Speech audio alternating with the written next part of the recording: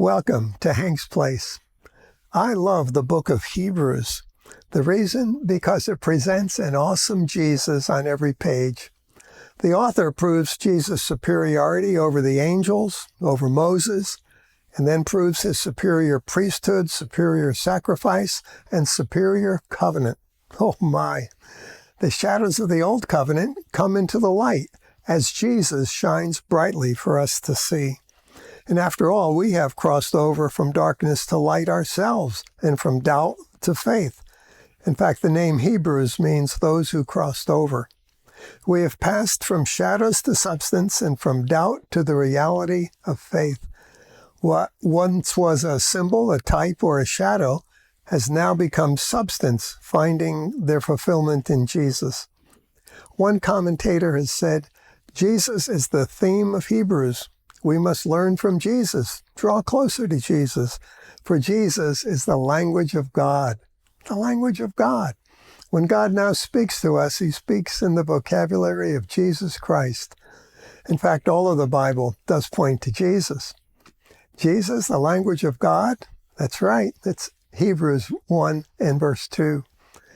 With Jesus being the language of God, let me ask, how frequently do you hear the name of Jesus spoken in your church services? I hope often, but if seldom, then I wonder what is being preached, proclaimed, and taught to you.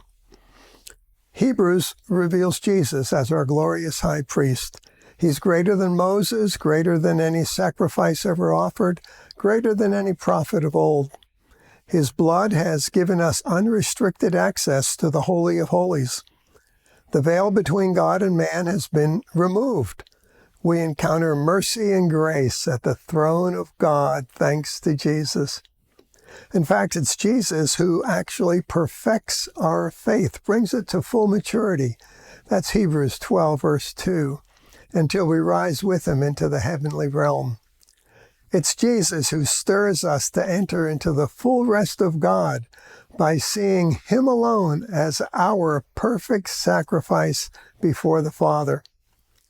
The old covenant has been fulfilled by and in Jesus. The final sacrifice for all people has already been made.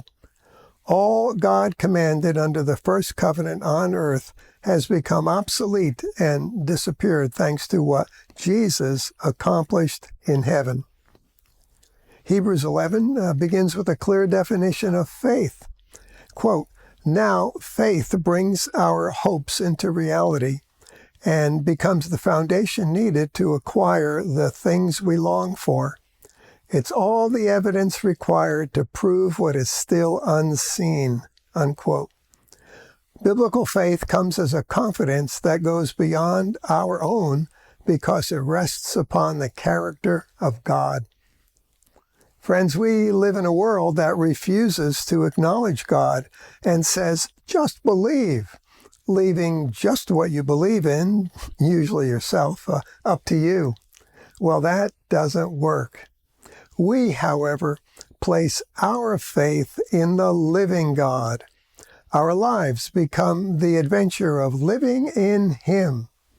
So today, look to, believe in, have faith in Jesus, dear friend. You'll come alive.